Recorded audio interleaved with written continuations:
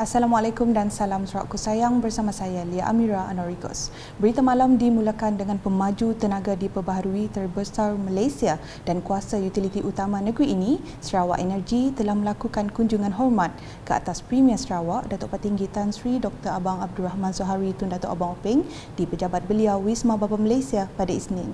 Kunjungan hormat yang diketuai Ketua Pegawai Eksekutif Kumpulan Sarawak Energy, Datuk Syarbini Suhaili itu bertujuan menjemput Premier Sarawak melancarkan projek kolaborasi bersama pihaknya dengan syarikat bioteknologi Jepun Chitos Laboratory Corporation berhubung pengeluaran mikroalga skala industri menggunakan gas rombong daripada loji janakuasa Arang Batu.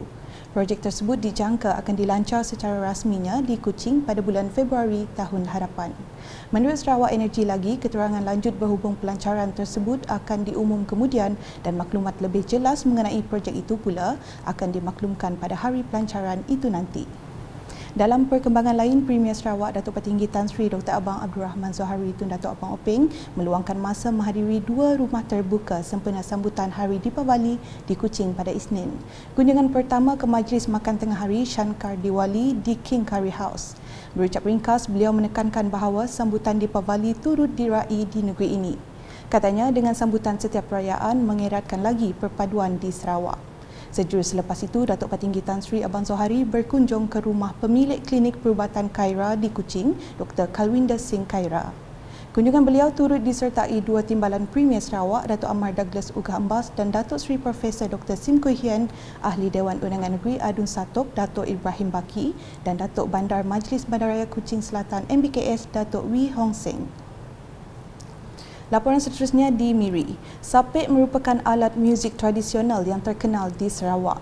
Menurut Menteri Pengangkutan Sarawak, Datuk Sri Lee Kim Shin, sapek juga antara alat muzik tradisional yang dapat mencerminkan identiti kepelbagaian kaum dan keunikan budaya di Bumi Kenyalang. Muzik Sarawak, then we can promote it. Ya, kita mempromotkan, ya, promosikannya. Dan kita mengadakan satu band, Sarawak ini music, satu band menggunakan semua alat-alat muzik daripada Sarawak, berbuat daripada Sarawak di sini.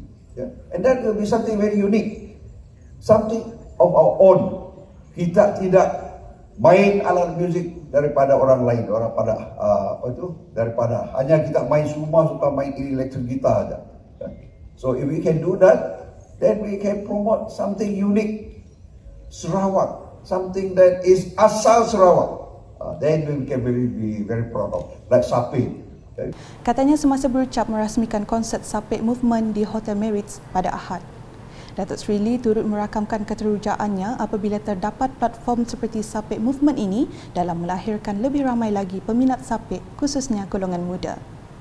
Seterusnya, seramai 500 warga emas dari kawasan Dewan Undangan Negeri Dun Sadong Jaya dan Dun Simunjan memeriahkan program sambutan Warga Emas Sadong Jaya baru-baru ini.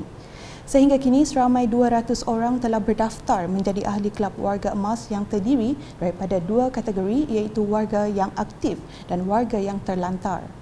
Bagi warga yang aktif, mereka akan disediakan dengan pelbagai aktiviti termasuk senaman dan ada di antara mereka diberi peluang menyertai pertandingan mewakili bahagian semarahan hingga ke peringkat negeri.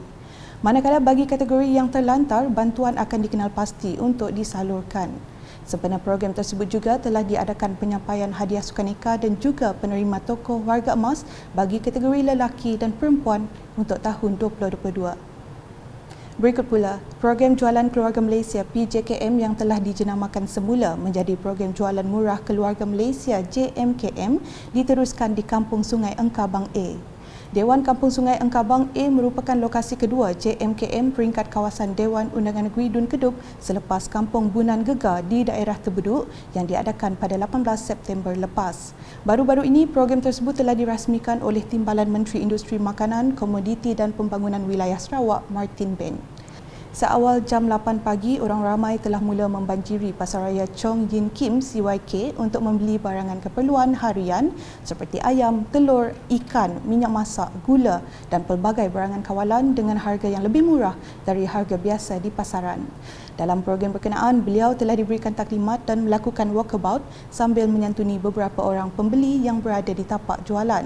Martin Ben amat berpuas hati dengan persiapan Jawatankuasa Kemajuan dan Keselamatan Kampung JKKK Kampung Sungai Engkabang A dengan kerjasama pihak CYK Trading dan sambutan yang ditunjukkan penduduk setempat. JMKM yang diadakan memberi manfaat kepada penduduk dalam memanfaatkan keperluan harian selain dapat mengurangkan kos sara hidup mereka. Di Lingga, pendidikan dan kemudahan prasarana sekolah menjadi keutamaan kerajaan bagi mengisi keperluan pembangunan negara untuk menjadi sebuah negara maju. Bekas Ahli Parlimen Batang Lupar Datuk Seri Rohani Abdul Karim berkata, sekolah adalah medan penting dalam melahirkan generasi yang cemerlang. Ujarnya, sepanjang menjadi wakil rakyat, setiap tahun kerajaan telah menyalurkan pelbagai peruntukan besar serta bantuan pendidikan di setiap sekolah dalam kawasan Parlimen Batang Lupar demi memperkasa kualiti dan pencapaian mutu pendidikan negara. Beliau berkata demikian semasa berucap menyempurnakan Majlis Merarau PIBG SK Sendaston Lingga di Dewan Terbuka Sekolah berkenaan pada Jumaat. Majlis tersebut bertujuan untuk menarik penyertaan ibu bapa bagi mengeratkan lagi hubungan bersama guru-guru dan pihak sekolah di samping mengumpul dana untuk menambah tabungan Persatuan Ibu Bapa dan Guru PIBG melalui acara-acara yang diadakan. Selanjutnya, Kementerian Kesihatan Awam Perumahan dan Kerajaan Tempatan MPHLG Sarawak telah membuka pejabat sementara di Taman Borneo Semariang Resort City yang dibangunkan pemaju Sentoria Borneo Land Sdn Bhd. Pejabat sementara berkenaan telah beroperasi bermula 11 Oktober lepas sehingga 31 Disember 2022 dari jam 8 pagi hingga 1 tengah hari. Tujuan pembukaan pejabat sementara tersebut adalah untuk menyampaikan maklumat-maklumat yang terkini mengenai projek yang dibangunkan pemaju Sentoria Borneo Land Sdn Bhd di tapak projek Borneo Semariang Resort City. Selain itu, ia juga bertujuan bagi memudah cara masalah-masalah yang dihadapi oleh pembeli rumah yang terlibat. Sekian edisi malam bersama saya Lia Amira. Berita lebih lanjut boleh didapati di semua platform media sosial UKAS termasuk portal ukas.sarawak.gov.my dan UKAS Channel di YouTube. #menyebarfakta. Salam UKAS.